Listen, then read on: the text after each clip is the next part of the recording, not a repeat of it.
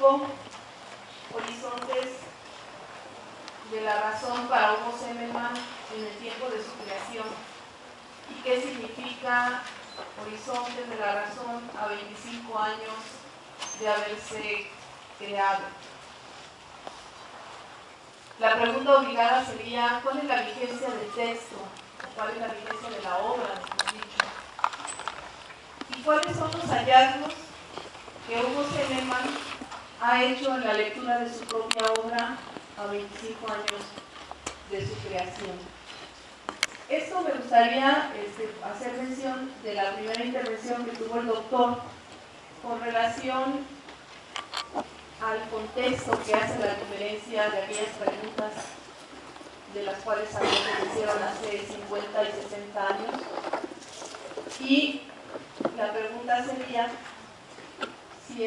si Horizontes de la Razón tiene alguna posibilidad de potenciar las respuestas desde ese contexto del que él habla, que hace la diferencia de las preguntas que se hacían hace 50 años, ese contexto de apatía en el que estamos viviendo.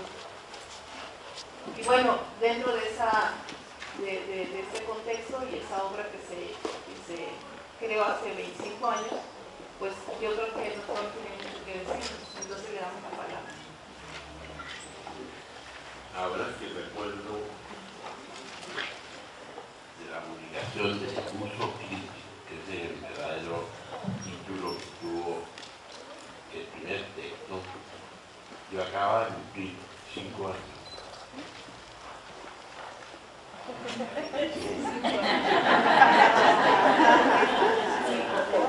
Creo que no hay humor en la sala.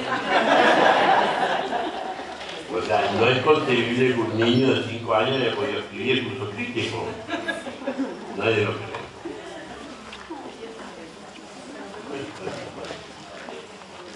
Yo quisiera hacer algunas rápidas reflexiones porque el tiempo también apremia de alguna manera.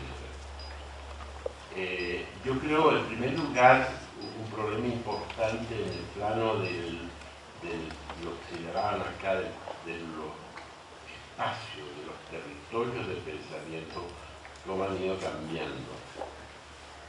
Este fue un texto, un primer texto que se siguió después de muchos otros, en el fondo, como se los dije en Chiapas, es un solo libro que se ha ido como reescribiendo.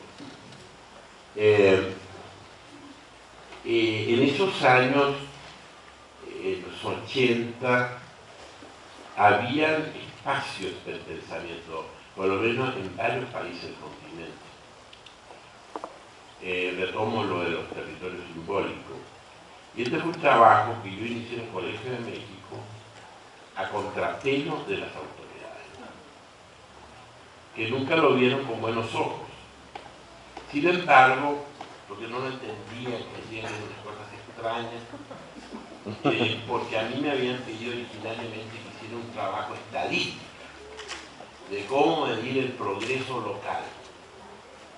Y me metieron en un programa de Naciones Unidas muy grande durante algunos años. Yo representé al colegio en ese programa de Naciones Unidas, donde estaban representados en América Latina solo 2 instituciones, los demás eran todas europeas y norteamericanas, y también habían árabes y africanas, pero en América Latina habían 2, uno en el Colegio de México y el otro era la Fundación Bariloche, de Argentina, que estaba a su vez representada por un físico nuclear, el único, y un psicólogo, que sigue todavía ya en la Fundación Bariloche. Y era un trabajo orientado a medir progreso local. Y a partir de esa pregunta, medir progreso local, suponía que había construido todo un sistema complejo de indicadores, y la discusión entre el mundo latinoamericano y el mundo sajón era tremenda, porque los sajones, como ustedes lo saben, tienen grandes habilidades en este sentido. Los alemanes, los ingleses, fundamentalmente, y los norteamericanos son muy hábiles en esto. Y entonces entramos en un discurso extraño de no clara comunicación. Pero ¿por qué lo destaco? Porque eso fue creando un espacio de creatividad y dio lugar a algunas cosas interesantes, alguna gente, un rumano, por ejemplo, un rumano que fue tanto así que ese profesor rumano, que era Solomon, de apellido Solomon, un matemático, tanto así que yo a él le pido que escriba la presentación de Horizonte de la Razón, llamado en esos años Uso Crítico. Entonces, si ustedes revisan la primera edición de Uso Crítico que lo hace el colegio con la Universidad de las Naciones Unidas como coeditor, el prólogo está escrito por un rumano, que no era científico social, era matemático, pero que había participado conmigo y con muchos otros más en unas discusiones complejísimas donde se cruzaban los lenguajes. Todo eso era enormemente complicado, discutir las ideas en el idioma ajeno es muy difícil, pero permitió de alguna manera ir como creando un clima. Y ese clima, por la influencia de un profesor noruego muy importante, que dirigió un Instituto de Investigaciones de la Paz, de repente comenzaron a surgir en el colegio, en el espacio propio mío, una serie de preguntas que comenzaron a tomar cuerpo en 3 textos, en verdad. Porque el uso crítico son 3 textos separados. Uno es propiamente el uso crítico, el otro es conocimiento y sujetos sociales, y el otro fue un texto sobre la lectura o la lectura epistémica de los indicadores. Que era como una suerte de equilibrio entre lo que a mí se me estaba ocurriendo que debía yo investigar y lo que el colegio y el proyecto de Naciones Unidas pedía, que era cosa de los indicadores. Entonces, como una concesión a los indicadores, surgió el texto de la crítica epistémica de los indicadores y un texto sobre el diagnóstico, en lo que los hindúes eran muy expertos, y además conocimiento y sujetos sociales. Pero en definitiva, lo que a mí me interesaba en lo personal era el uso crítico, que parece ser que no era mucho interés para la autoridad del colegio. No obstante, debo reconocerlo, y por eso estoy conversando con ese tópico, que en ese momento sí se respetaba realmente. Porque esas autoridades, cualquiera que sea la forma de pensar, no estaban regidas por la obsesión del productivismo, como hoy día, por lo menos en Chile. Y se permitió.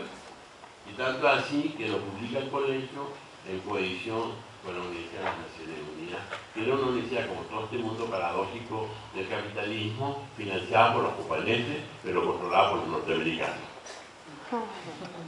O sea, también había una suerte de colonialidad de los japoneses respecto de los norteamericanos.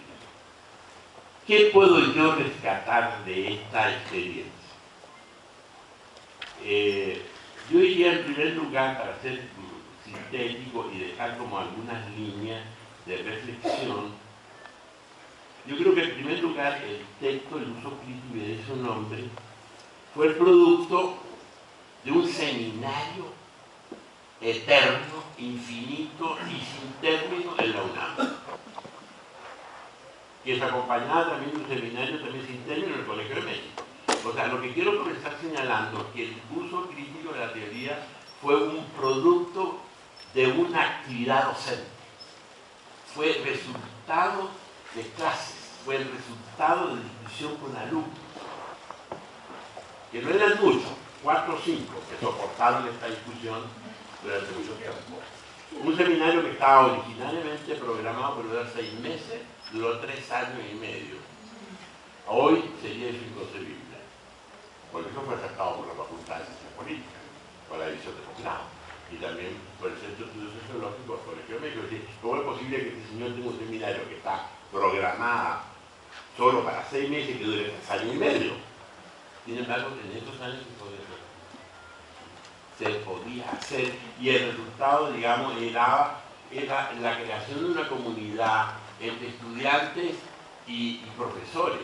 Tanto así que el concepto mismo de pensar epistémico, pero sucedió un alumno en una discusión.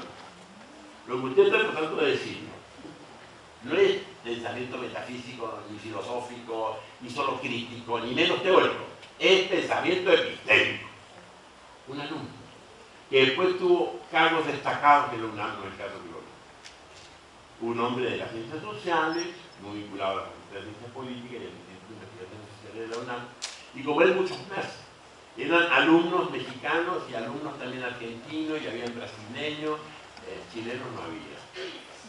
Habían alumnos uruguayos, habían alumnos bolivianos, habían alumnos colombianos, habían alumnos de Centroamérica, que en ese momento tenían mucha presencia acá en México.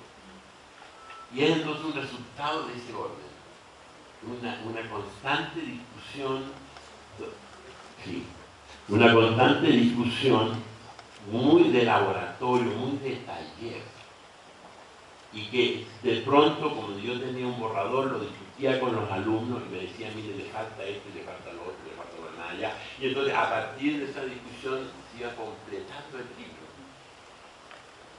Ahora, eso lo destaco como un estilo de trabajo, que en ese momento era muy frecuente encontrarlo. Yo tuve la oportunidad de participar en ese clima de trabajo donde, por ejemplo, un curso, en esos años, un curso en el Colegio de México era un curso compartido. Entonces, era un curso sobre una materia, por ejemplo, donde podían participar 3 profesores a la vez, en el mismo momento, y confrontaban sus opiniones entre sí frente a los estudiantes, y frente a la discusión de los alumnos, los estudiantes también opinaban. Recuerdo los seminarios sobre Weber, los seminarios sobre Marx, los seminarios sobre Durkheim, los seminarios sobre diversidad de autores, Gramsci, por ejemplo, donde participábamos varios profesores, 3 profesores con nombre y apellido, donde no teníamos un pensamiento coincidente, pero discutíamos entre nosotros nuestras respectivas interpretaciones de lo que se estaba impartiendo, y los alumnos eran el público, pero no un público pasivo, también tenían que participar, porque si no participaban, era evaluado. Entonces, eso generaba un clima de creatividad colectiva. Se armaban seminarios entre los profesores, donde los profesores iban a discutir sus proyectos de investigación. No como ahora que prima el secreto industrial. Como se disputan las mismas fuentes de financiamiento, ya no se puede compartir la idea. Horizonte de la razón, o sea, el primer libro de Horizonte de la razón, que se llamó Uso crítico de la teoría, surge en este clima. En este clima tanto nacional como internacional. Un clima de colegas internacionales que pensaban muy distinto, pero muy respetuoso de la discusión. Y el clima nacional. Donde un clima nacional, como el mexicano en esos años, México era en ese momento un refugio de mucha intelectualidad latinoamericana, donde se destacaban sobre todo quienes habían tenido que salir de sus países en los años de los golpes militares, sobre todo conocidos. De ahí surge una inquietud fundamental. Tomábamos conciencia de que había una pregunta que teníamos que tratar de contestar. Y la pregunta era muy concreta. ¿Qué nos pasó y qué hacer frente a esto que nos pasó? Estas 2 preguntas están detrás de todos ellos, no solo del primero. ¿Qué nos pasó? ¿Qué nos sigue pasando? ¿Por qué nos sigue pasando? ¿Y qué hacer? Lo que evidentemente lleva a una primera afirmación. Tomar conciencia de que no basta el pensamiento. Tomar conciencia que no basta, menos todavía, el pensamiento crítico contemplativo. Porque ese pensamiento crítico contemplativo es una constante lamentación. Y esa constante lamentación se corresponde con sujetos hipercríticos, pero dormidos. Después de ser crítico y dormido, sí se puede ser. Estar despierto no significa tener los ojos abiertos. Estar despierto significa tener un pensamiento que se acompañe de voluntad. Y no solo de voluntad, sino también de atreverse a enfrentar lo desconocido. Y atreverse a enfrentar lo desconocido es, en verdad, literalmente eso. No es una metáfora. Es literal. Es saber trabajar con el misterio, aunque no se resuelva. Saber trabajar con lo desconocido, aunque no se resuelva, pero enfrentarlo. Porque estos son fantasmas que solamente se derrotan con paciencia. Ese es algo que está muy presente. Pero que tenía una razón de ser muy concreta, que era la pregunta: ¿por qué estoy en México y no estoy en Chile? ¿Qué me pasó a mí que me tuve que ir de Chile? ¿Qué me pasó a mí que yo tomé la decisión de salir de Chile? ¿En qué varía mi decisión de salir de Chile de la decisión de otros colegas como Enzo Faneto, que decidieron no irse de Chile? ¿Por qué tuvimos que hacerlo? ¿Y qué significó para nuestra generación hacerlo? Y ahí comienza entonces una suerte de diálogo que fueron más bien soliloquios, más que diálogos. Digamos las cosas como son. La academia en la América Latina, salvo un momento que estoy recordando en este instante, no ha sido dialogante, ha sido más bien un conjunto de soliloquios. O sea, de cada uno hablando para sí mismo y buscando su público. Si es que está, tampoco importa que no esté. Lo que de alguna manera redunda en una suerte de narcisismo intelectual que no tiene contrapeso y que detrás del cual se ocultan todas las palabras más falsas en nombre de la verdad. Había que reaccionar frente a la mentira, había que reaccionar frente a la soberbia de decir: tengo razón, esto es justo lo que hay que hacer, cuando estábamos viviendo que eso que era justo de hacer había resultado siendo una tragedia. Porque estoy hablando aquí, ustedes me entenderán, de un intelectual comprometido políticamente, y no hablo de una persona, estoy hablando de grupos humanos muy grandes de varios países. Estaban todos comprometidos políticamente, donde no se establecía una separación entre el mundo intelectual, incluso académico, con el mundo político. A mí como joven, porque en algún momento lo fui, a mí como joven, me entendieron. Era el responsable de la revista teórica, y ahora que la profesión universitario, era el responsable de la revista teórica del Partido Socialista de Chile, durante muchos años. Se llama Arauco. Todavía existe, pero en la bodega. Lo que implica pensar desde ángulos más amplios que lo que supone las funciones explicativas, que es lo que pretendemos que cumpla la conciencia histórica como expresión de la capacidad de pensar desde las necesidades históricas emergentes, pero leídas desde una exigencia de construcción del futuro. Pensamiento categorial. Tercera, además de recuperar esta tercera pregunta y última, además de recuperar esa dimensión histórica de la conciencia, ¿qué horizonte de pensamiento teórico y práctico abre su proyecto intelectual? Recuperar al hombre desde la potencialidad de su quehacer cotidiano, desde sus propias relaciones sociales, de manera que pueda ser capaz de leer posibilidades a partir de sus propias limitaciones históricamente condicionadas. Lo anterior supone colocarse más allá de aquello que lo determina y lo limita, reconocer espacios de creación y de producción que sean inéditos, más allá de lo que permite la pura razón instrumental, por lo general asociada a las funciones que cumple el sujeto y que el orden social le impone.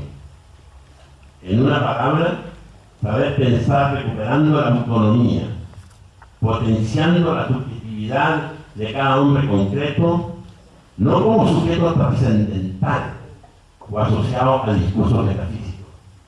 De ahí que se le dé el rango al proceso de formación desde la propia subjetividad de cada quien, potenciando su condición de sujeto político capaz de estructurar discursos de potenciación, no simplemente de contemplación o de constatación de lo irremediable. De aquí se derivan dos grandes líneas. Uno, el que se está trabajando con IPECAL, que es el discurso de la formación, que a su vez admite constante crecimiento. Y dos, que estamos pasando quizás un umbral, en lo que se refiere a la discusión de la racionalidad, que es lo que yo llamaría la racionalidad más allá de la Parménides. Es decir, ¿qué quiero decir con esto? Con esto finalizo.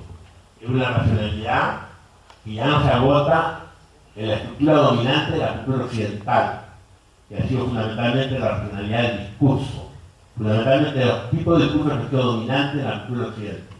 El discurso de la metafísica y el discurso teológico, que se ha trasladado como lógico al discurso de la teoría social.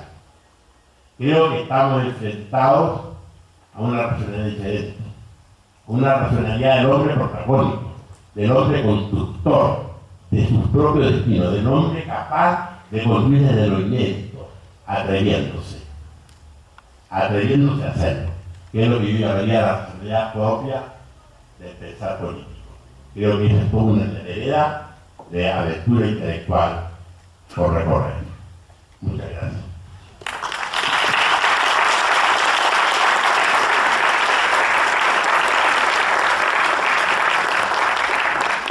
Ahora los invitaremos, compañeros, a formular sus preguntas con la atenta solicitud de ser breves, sintéticos, para que pueda fluir el trabajo de este último momento de irnos a comer. ¿Quiénes quisieran hacer alguna pregunta? Adelante. No sé.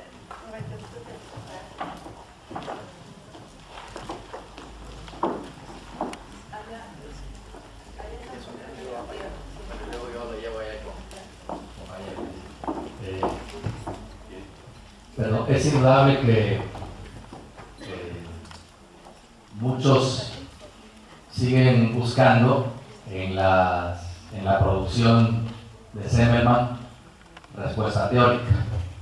Las tres preguntas que plantea Andropos las plantea en términos de lo teórico, que puede aportar un pensamiento que no se coloca justamente en ese libro. Pero bueno, es como parte de todo esto sigue siendo el que hoy en día, por ejemplo, en la red de metodología, en algunos se sigue escribiendo y reescribiendo sobre el asunto de la construcción del objeto como categoría central y la defensa del objeto como la categoría central del proceso de producción de conocimiento. Objetos posibles, cuando plantea Zimmermann objetos posibles en horizontes, que finalmente el investigador se queda con un objeto, el objeto, ¿no? Entonces, bueno, aquí creo que es importante como alguna reflexión en torno a, bueno, que ya ahora mismo lo decía, pero pues este desafío que hay que lanzarle a las comunidades como a nosotros de leer bien, ¿no? Entonces, no sé, como a lo mejor se requieran más claves, a lo mejor algo está pasando que finalmente desde este enfoque, estos modelos que nos ha dejado o nos ha legado el positivismo y otros, pues cuando encontramos una palabrita por allí que se puede leer desde nuestro enfoque, pues venga Zimmermann, ¿no? O vengan otros. También Bourdieu habló de construcción del objeto, también, en fin.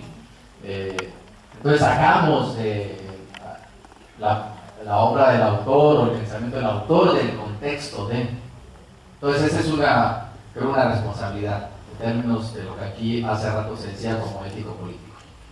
Entonces, bueno, ahí no sé qué tanta contribución tuvo Zemelman a que se instalaran en algunos de estos, incluso estudiantes destacados, el problema de la construcción del objeto de estudio. Bueno, se lo dejo como interrogante a todos.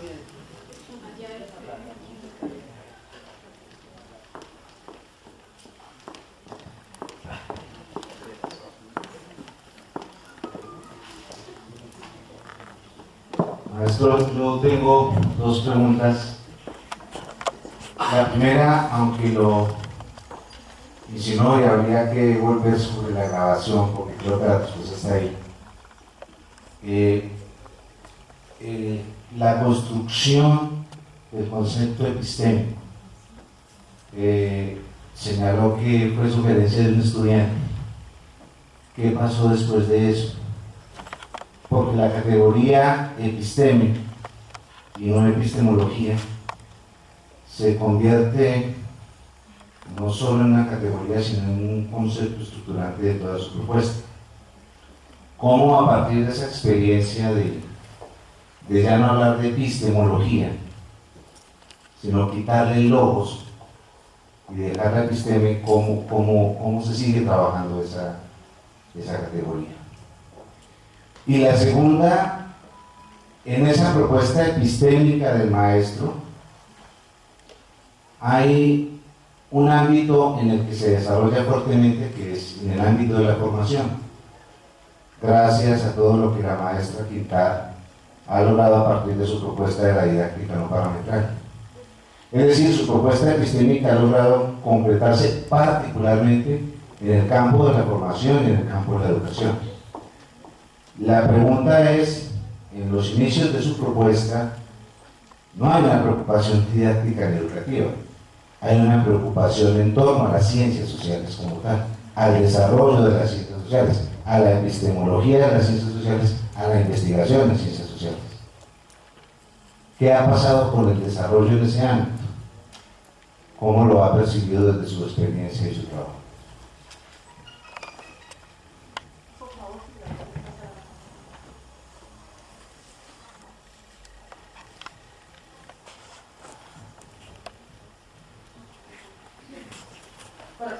Mi pregunta es justamente vinculada con relación a este ámbito de las ciencias sociales.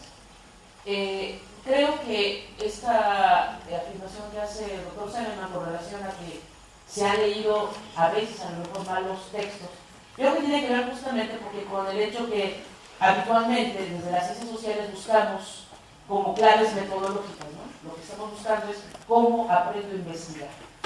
Y yo creo que uno de los elementos que yo creo que sería, tratando de responder al desafío que planteaba ahora Zemelman de colocarnos ante los hechos, ¿no? Ante los fenómenos, ante la realidad, tiene que ver yo con un desafío que sería interesante empezar a plantear y que no sé si el doctor Zemelman haya trabajado un poco más en los últimos años en ese sentido, sobre cómo desde el ámbito de las ciencias sociales poder trabajar en una dinámica de discusión que permita desarrollar, no un ABC, no una serie de pasos metodológicos, pero una propuesta que permita recuperar la metodología como una forma de recuperación de la realidad, ¿no? Y construir la metodología desde los fenómenos sociales, pues, ¿no?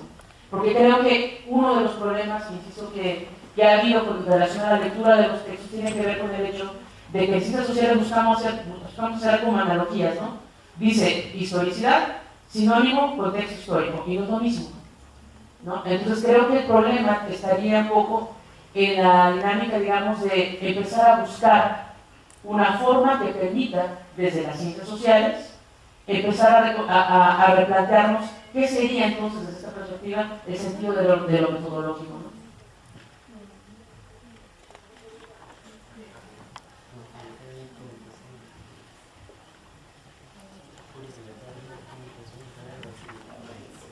Maestro, desde que empezamos con el proceso de encuadre y de sistematización de estos problemas que hemos venido construyendo en el proceso, Cuando ya tuve mi proceso sistematizado, hace muy pocos días me preguntaba cuántas veces voy a ser capaz de historizarme o hasta cuántas veces un sujeto es capaz de historizarse. Y hoy cuando usted habla de preguntarse por los astros, porque como era un mundo sin luna, no sé, llegué a pensar que eso será cuántas veces uno sea capaz de desaparecer la luna. Es decir, cuántas veces sea capaz de colocarse ante una realidad que nos contiene y ver cosas diferentes. Creo que eso me llena como de gran desafío, porque estamos en un comienzo, a pesar de que posiblemente cuando culminemos nuestro proceso de formación formal, sea un comienzo, no un final. Gracias.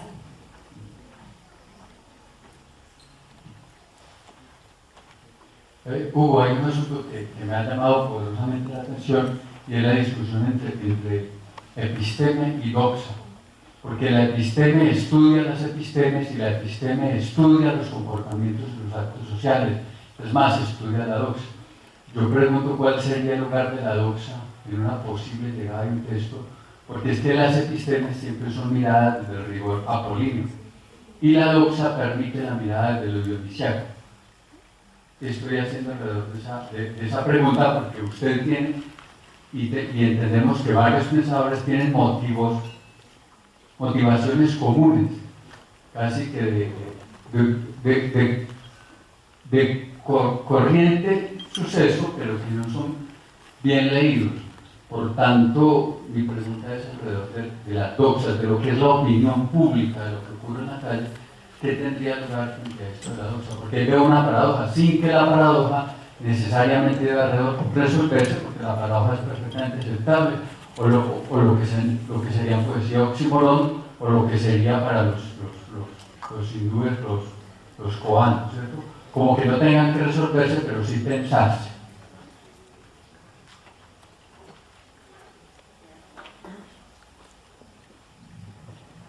¿Alguien más desea preguntar? Bueno, entonces damos la palabra al doctor para que haga sus comentarios.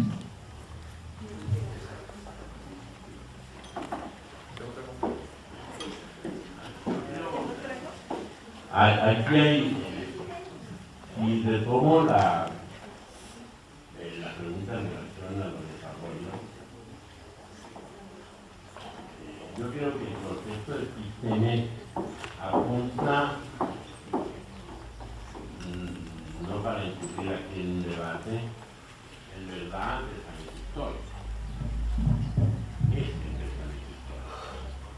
A ver, no. ¿Aló?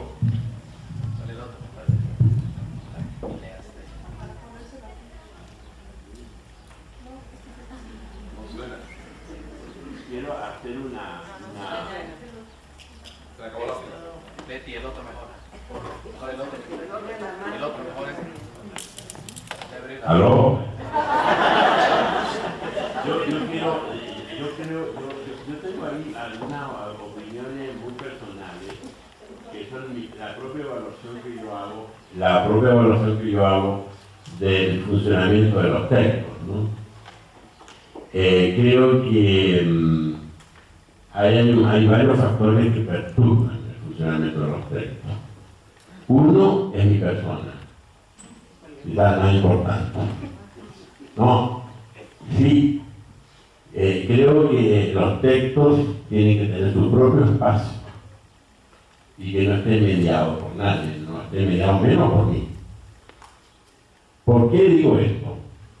Porque cuando uno habla desde los textos, lo dice de manera diferente y de manera mucho más fácil y mucho más entretenida, ¿no? Bueno, no sé si...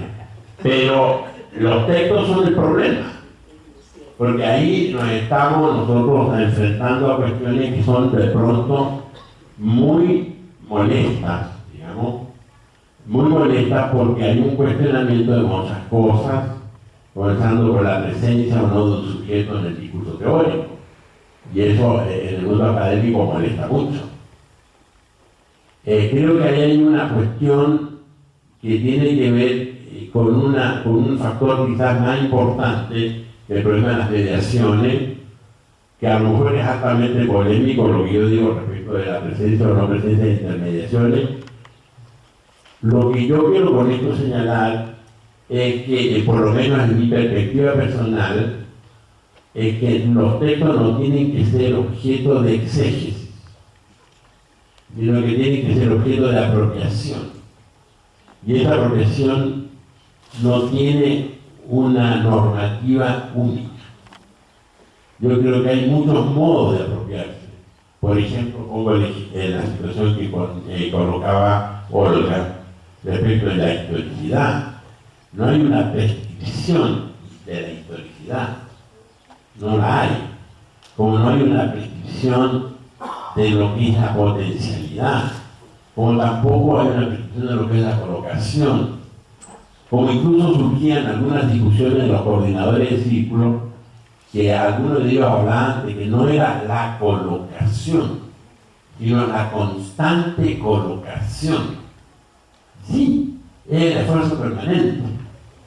Es decir, en ese sentido yo creo que los textos proporcionan instrumentos de diversos tipos, algunos más sencillos, otros menos, que están provocando, y ese es producto de la propia experiencia, distintos tipos de respuestas. Quiero ser más claro. Hay instrumentos en los textos que son claramente instrumentos racionales, que están vinculados al aparato analítico de la persona, y otros que no, otros que están apuntando mucho más a la parte experiencial o vivencial o emocional. El problema, y ese es el punto de la episteme, no de la doxa, es que hay un presupuesto que puede ser falso, porque detrás de todo esto hay una apuesta por el ser humano, y ahí lo mejor la gran ingenuidad, de que todas estas facultades del hombre trabajan armónicamente. Y sí, creo que este es un punto enormemente importante. Potenciar lo intelectual analítico y potenciar lo no intelectual analítico, hay instrumentos para las dos cosas. El problema está en que nosotros partimos del presupuesto que se tiene que articular. Por eso la importancia que yo creo que tiene, fuera de cualquier duda, la lógica formativa. Porque yo pienso que la lógica formativa se procura conjugar el conjunto de dimensiones del ser humano. La intelectual, la imaginativa, la intuitiva, y sobre todo algunas otras que no son corrientes de incorporar, que están vinculadas a la dimensión volitiva, el querer hacer, el no querer hacer. Yo creo que ahí hay un problema. Y si yo lo rescatara, por ejemplo, en términos piagetianos, tiene que ver fuertemente con la relación que hay en un conjunto de instrumentos que están en los textos, que son los tipos de distintos tipos, con la gran problemática de las equilibraciones. Pero donde se puede juzgar al problema de la equilibración piagetiana más allá del corte biológico que le da Piaget, donde, digamos, las equilibraciones pueden ser recuperadas en una persona mayor. Pero es para eso, digamos, y por eso creo que para eso están los instrumentos. Es decir, yo creo que ahí hay un punto importante de la relación entre la categoría epistémica y el aparato psicológico. Creo que hay un tema no suficientemente estudiado. Hay un problema de consonancia y también de disonancia, en términos de que hay ciertas exigencias de pensamiento epistémico, para decirlo en una palabra, que perturban a veces ciertas facultades psicológicas y otras las potencias. Ahí hay un punto de orquestación que en este momento yo no lo veo todavía suficientemente equilibrado. A lo mejor no se puede equilibrar, a lo mejor puede depender del rasgo de la personalidad, yendo a Fromm, digamos, algo del carácter de la personalidad, donde la dimensión cultural evidentemente tiene una gran importancia. Los ejemplos pueden ser múltiples. Por ejemplo, pensar en las contradicciones para un chino es casi como hablar de sentido común. En cambio, para uno, en la cultura occidental, en de una cultura normativa y autoritaria, hablar de la corrección es casi imposible. Esto es un punto importante. Se lo pongo como un ejemplo. Esta categoría, al poner el movimiento de la subjetividad y la relación de esa subjetividad con el movimiento de lo que lo rodea al sujeto, que es la historia, sí son desafíos psicológicos. Eso son innegables. No pueden ser manejados solo en términos lógicos, porque se está tratando de apostar a la imaginación y a la intuición y a la voluntad y también a la inteligencia, y en algún momento incluso menos a la inteligencia que a la intuición y a la imaginación. Es decir, la pregunta, si nos detenemos en la pregunta tiene mucho más que ver con la capacidad de imaginar cosas y atreverse a imaginar, donde viene el elemento volitivo de un acto filogístico o lógico.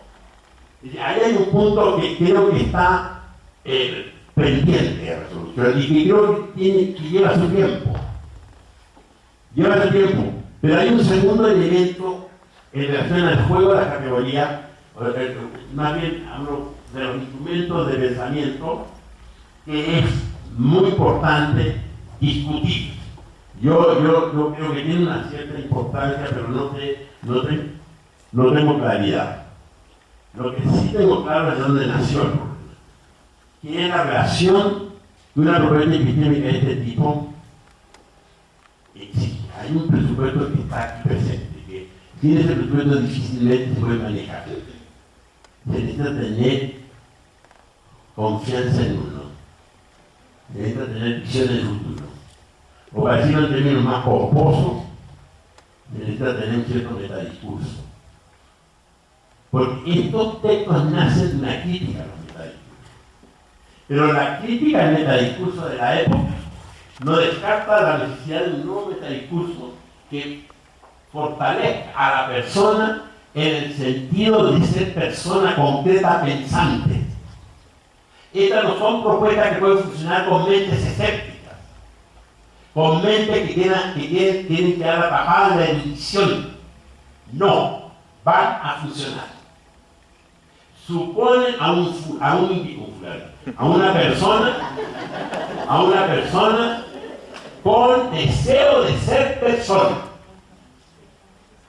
Y en ese sentido, me parece que es una expresión, podríamos decir, actual, de la vieja tradición humanista. Es decir, la propuesta epistémica es una concepción humanista del hombre, no tecnológica, y no reducida a las lógicas disciplinarias. Y para eso se requiere tener necesidad de hacerse fuerte, de ser sujeto. Yo no quiero ser sujeto, sino objeto. Yo quiero ser solamente experto y especialista, esto no funciona.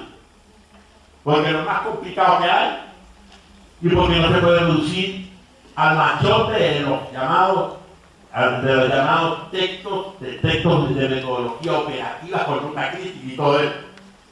Aquí no es un problema que haya una ruta crítica. Cómo usted define el tema y cómo del tema pasa usted el problema y el campo problemático, cómo lo tierra, cómo lo abre, cómo lo vuelve a traer, cómo lo vuelve a abrir. No hay esa ruta crítica. Aquí estamos totalmente en el marco de la coordenada Z que han descubierto los epistemólogos de la física. La coordenada Z no es la coordenada Y ni X, no es la coordenada del conocimiento acumulada ni de la experiencia acumulada. Es la coordenada de la decisión personal de atreverse a construir conocimiento o no querer construir conocimiento. Ahí sí, no fue la ley. Por eso la importancia de la organización, en términos de la capacidad del hombre de hacer cosas y de pensar cosas. Pensar para hacer, no simplemente hacer para poder pensar. ¿Por qué les digo esto? Porque esto surgió precisamente de esa situación. Surgió de la situación de constatar que vivíamos metadiscursos poderosos.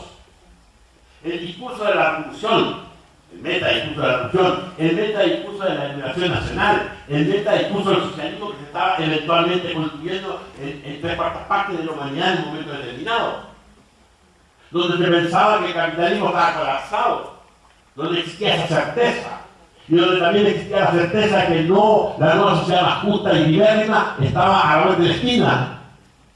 Ese metadiscurso era muy poderoso.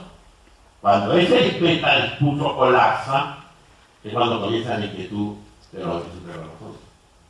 Pero el hecho de que nazca de la caída del metadiscurso no supone que pueda prescindir de un metadiscurso.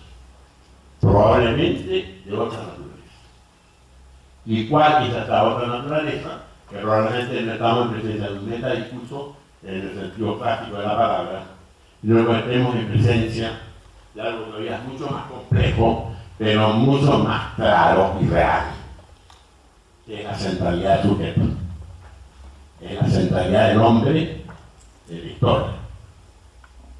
Es decir, es una propuesta que pretende recuperar de alguna manera la centralidad, la soberana centralidad del hombre en la construcción, pero no el hombre individual mirándose a sí mismo. Es el problema del concepto de sujeto historizado. Es decir, el hombre construye o no construye. Ese es un metadiscurso que es mucho más desafiante que el metadiscurso que ofrecía la tierra prometida sin que yo moviera un dedo.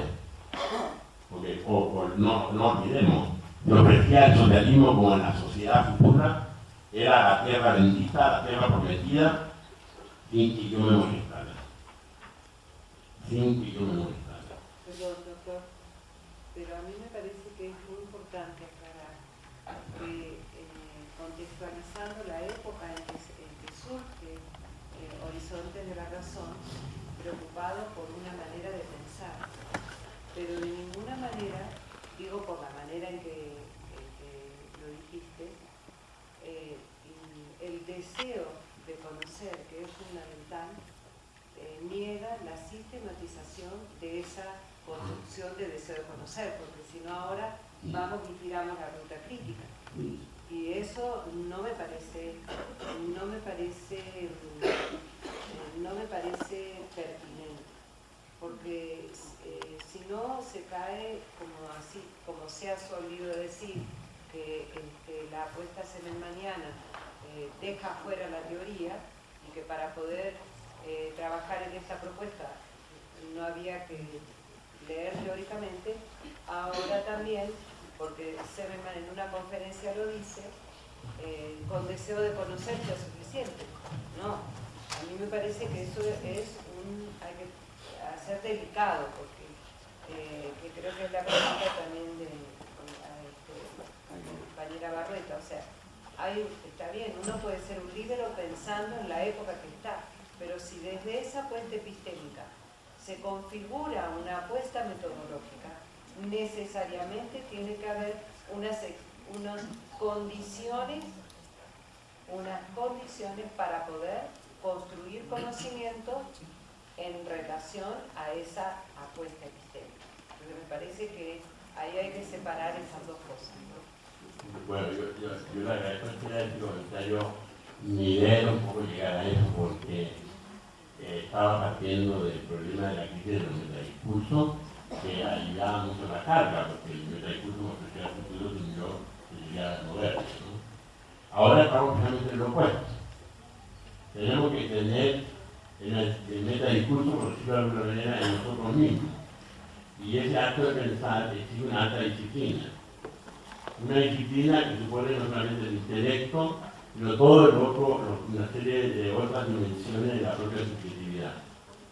Y creo que en ese sentido el gran cambio estaría precisamente en darle importancia al sujeto en el proceso mismo de construcción del conocimiento, y no, para decirlo en términos de ilustración, al plano puramente técnico o metodológico relativo. Por eso que si esta discusión que yo estoy tomando con ustedes lo recupero de manera muy escolar, pero con la observación creo que entiendo para dónde va, la ubicamos en términos más formales, que también el tipo de formalidad lo estamos diciendo, es muy simple el problema, no es fácil de resolverlo, porque estamos socializados de otra manera, que si yo coloco esta discusión en el marco de un esquema de investigación, imaginemos una investigación social en este momento, y la dividimos la investigación social en distintos momentos o etapas, y tuvimos 2 o 3 etapas en el proceso de investigación de acuerdo al modelo funcionalista o estructuralista que es en el fondo positivista. Esta discusión tiene lugar en el primer momento de un proceso de construcción de conocimiento, y ese primer momento es el momento de la construcción del problema, una construcción que requiere de una disciplina y de un orden, no se llamémoslo así, un orden. En alguna parte creo que en el horizonte de la razón 3 digo algo respecto de ese punto cuando planteo la necesidad de entender el proceso mismo de construir conocimiento empírico siguiendo una cierta secuencia. Lo que nosotros queremos evitar es hablar de etapas mecánicas y lineales, que nos queda mucha dificultad, pero que hay una secuencia en el movimiento del razonamiento que hay que respetar. Del razonamiento, donde lo central no es quizá la pauta metodológico-creativa o técnica, pero sí la pauta se encierra o se contiene en un concepto que a lo mejor es muy abstracto, pero que no es abstracto, es totalmente operativo, que es lo que se llama lógica de razonamiento. Hay una lógica de razonamiento que debe ser respetada. Es lo que apunta al movimiento de la razón o al movimiento del pensamiento para dar cuenta de la construcción de la relación de conocimiento, para dar cuenta del pensamiento de la realidad, no como un conjunto de rocas o de estructuras ya perfectamente construidas, sino del movimiento como magma, al decir de Castoriano. Y eso es una lógica que supone un orden, una cierta secuencia que hay que respetar. Yo no llega a ninguna parte, sino si llega a cualquier parte y a ninguna. Creo que la principal dificultad está ahí. Y yo creo que la he podido vivir en el encuentro que tuvimos hace poco con los metodólogos. Bueno, en mi plática con algunos de ellos es precisamente que la gente tiende a seguir el machote, ¿no? Piensa en un manual. Por ejemplo, en Manizales, hace poco, en una reunión después del evento, dijeron, pero ¿por qué no escribiste un manual de cómo pensar categorialmente? Es que no es por obligación, porque es como el manual de buena conducta. No hay buena conducta aquí, lo que hay es sentido de conducta. Sentido de conducta. Es decir, solo congruente con un sentido, pero no puedo decir, existe la regla 1, la 2, la 3 y la 4. Si usted la sigue, va a llegar a buena conclusión. No hay una. Yo ahora, a requerimiento tanto de las coordinaciones, pero sobre todo de las coordinaciones de los círculos, escribí una cuestión que a lo mejor va a ser más oscura que clara, en relación a lo que yo llamaría criterios para pensar categorialmente. ¿Por qué lo digo? Porque pensar categorialmente es un poco el instrumento central. Pensar sin anticipar adjetivación, sin anticipar significado. Abrirse a la exigencia del nombre. ¿Me explico lo que estoy diciendo? Eso dicho así es muy elegante, pero hacerlo en la práctica es complicado. Pasa todo por el pensamiento categorial. Y eso supone también un uso de los lenguajes, de otro modo. Pero ahí hay un rigor fundamental. Cuando yo estaba relacionando esto con Piaget, en verdad con la psicología cognitiva en general, porque tiene muchas cosas útiles en este sentido, bueno, probablemente nosotros también, es de que se requiere una altísima disciplina, una organización de la mente muy alta, porque la historia requiere un pensamiento sofisticado. No es fácil pensar, de otro modo la tendríamos ya pensar hace mucho tiempo. Recuerden ustedes que uno de los puntos de partida es precisamente el desafío de que la historia nos transfiere a los principios sociales por boca de Brodel, cuando dijo, ustedes no están ocupándose de lo que les compete, que es la cuenta de la realidad de corto tiempo, y por una razón muy simple, porque pensar en corto tiempo, si perdés la contingencia, es muy difícil. Y exige una elaboración conceptual muy alta, muy sofisticada, y una forma de organizar el pensamiento que no la tenemos resuelta en este momento. Y creo que esa es una de las grandes dificultades que hay con la academia. Si la academia no está formando gente para un pensamiento de este tipo, ni lo va a formar. Por una razón muy simple, porque esta es una forma de pensamiento muy cuestionadora de lo establecido, muy cuestionadora de lo definido, muy cuestionadora, digamos, de lo que se tiene que aceptar. No es una metodología que acepte la imposición de un tema como un problema en sí mismo, sino que parte considerando que ese tema puede o no ser un problema. Es abre, digamos, la relación con la realidad, una capacidad de problematización que contradice, y eso lo sabemos hace mucho tiempo, la lógica del orden. Y eso es algo que hay que entender. El orden exige oscuridad. El orden exige, en nombre de la oscuridad, claridad, que no ilumine nunca lo oscuro. ¿Me explico? Entonces, cuando ustedes se comienzan a plantear problemas desde su propia vivencia, como la que explicamos ahora, cuando ustedes comienzan a plantearse el problema en lo que Jesús hace con la democracia, por ejemplo, es decir, esa problematización de la democracia a partir de la experiencia comunitaria, eso no lo puede hacer ningún politólogo, ni menos el doctor, a menos que haya doctorado de impecable. ¿Por qué? Porque contradice el discurso, contradice el código. Y intentamos una vez, yo comenzaba diciendo que uno de los problemas que teníamos en los parámetros, uno de los principales parámetros están las ideologías, está la cultura, punto de que habría que discutir, están desde luego también las teorías, pero sobre todo el poder es el gran parámetro, es decir, la lógica del poder es el parámetro, y eso nos atrapa más allá de lo que quisiera. Por eso que podemos hablar del mecanismo crítico tributario del poder, por supuesto, pero nunca respecto del poder. Entonces, cuando enfrentamos una manera de enfrentar la construcción del conocimiento que contradice esos parámetros, incluido el poder, eso es muy difícil que pueda ser aceptado en la intelectualidad que piensa de lo totalmente instituido. Y lo estamos viendo. Pero lo estamos viendo con el Sistema Nacional de Investigadores.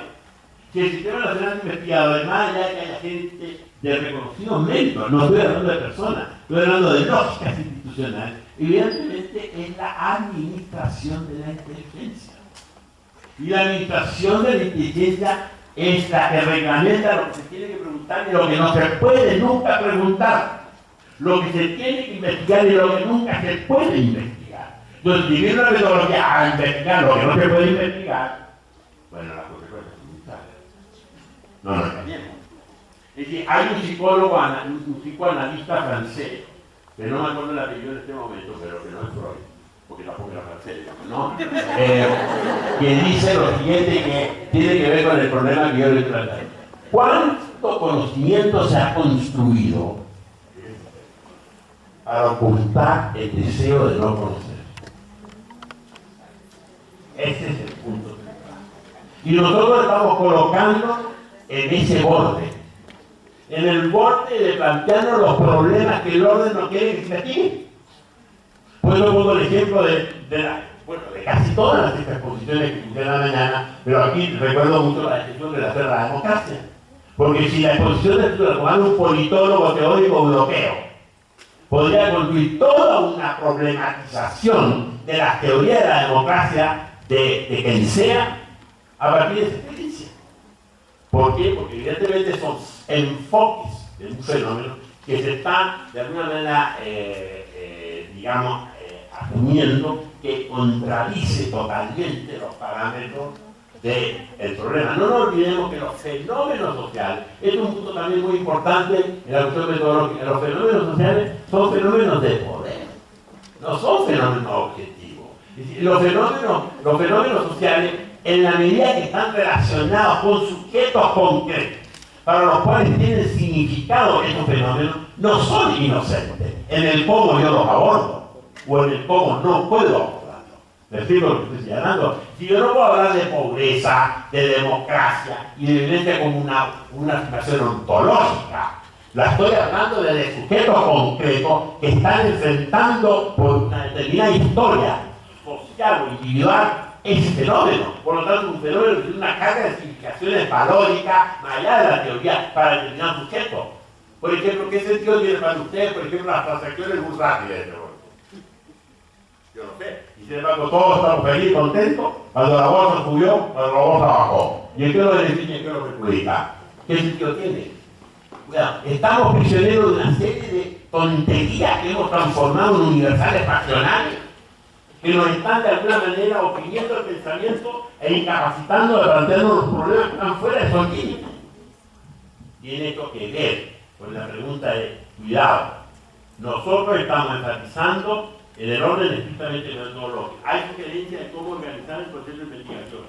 Hay sugerencias respecto de cómo se define un tema, el lugar de las preguntas, el papel de la teoría. No es que necesitemos quiero usar la oportunidad para aclarar un punto. No es que en la propuesta esta se esté negando la teoría, que es también una interpretación que cunde para ir de manera muy interesada. Se le está dando otro lugar. Se le está subordinando a la capacidad del investigador de construir un problema, desde el cual pueda reapropiarse de la teoría. Y ahí viene la función de este instrumento misterioso que se llama pensamiento categorial, que en el fondo es el pensamiento histórico. Ese es el punto. Y de ahí para adelante, y para atrás también. Es decir, la capacidad de hacerme las preguntas, y aquí viene un punto importante. Preguntas que no necesariamente tienen respuesta. Por eso que, como lo hemos debatido muchas veces en el IPECAL, por lo menos lo debatió en parte,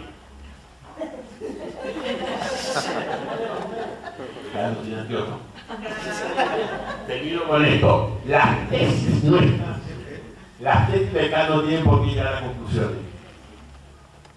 No son tesis de conclusión. No son tesis para llegar a teoría general del tema A o B. A nosotros nos bastaría que construyeran bien un problema.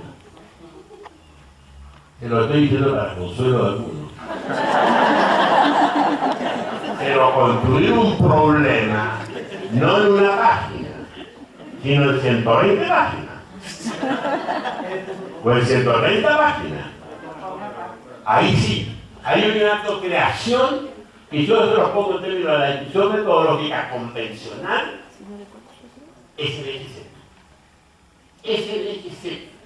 Que lo ha rescatado Horton y gente así, no desde las ciencias sociales, sino de la física. Que es la gran coordenada de las transformaciones del pensamiento y de las contribuciones del hombre a nuevos conocimientos.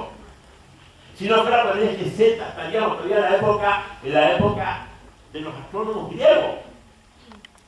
No tendríamos la teoría de la relatividad. Tampoco tendríamos un pensamiento como el marxista, ni siquiera el hegeliano. Fueron capaces de romper con lo establecido, de romper con lo conocido, de romper con lo experienciado incluso. E inaugurar nuevos ángulos de mirada. Esos nuevos ángulos de mirada son ángulos que rompen con la teoría, no negándola, que la resignifica. Por lo tanto, pueden dar lugar a nuevas teorizaciones, resignificando teorías antiguas o creando nuevas teorías. Lo que aquí está en juego, en definitiva, cuando digo lo central en la construcción del problema en el primer momento del proceso investigativo, mucho más importante que la prueba de la hipótesis que tampoco se puede probar, está ahí la esencia del punto. Y si yo lo pongo en términos de la gran discusión que viene, no de la lógica, que no viene ni siquiera de las ciencias sociales, sino que viene de la lingüística, en el centro del debate está potenciar, y de ahí la importancia del sujeto en el discurso, de potenciar la capacidad de significar. Es una cosa que parece muy elemental, no es elemental, es fundamental. Porque si yo no soy capaz de significar, me quedo prisionero en lo conocido. Y no puedo resolver, te lo digo a los que tengan formación más académica, no puedo resolver el problema de la percepción de la anomalía de Kuhn. La percepción de la anomalía de Kuhn supone el eje Z. El eje Z supone la capacidad de significar lo ya significado, para establecerlo de nuevo con el mismo significado o para resignificarlo construyendo otro significado. ¿Me explico lo que estoy diciendo? Eso es todo el problema. Y eso está en la etapa primera de investigación. Después viene lo demás. Después, si quieren, pueden formular teorías e incluso darles el rango de hipótesis. Y pueden recurrir a las técnicas, que obviamente van a recurrir a las técnicas y buscar los datos, pero tienen que hacer en función de qué. Ese es el punto. ¿Cuál es el eje que le da orientación de investigación? Es la construcción del problema que ustedes van a hacer. Ustedes construyen el problema. Desde su contexto. Desde el sentido que tiene para ustedes el problema. Y de ahí la importancia del lenguaje. Y de ahí la importancia de la construcción conceptual, etcétera, etcétera. Bueno.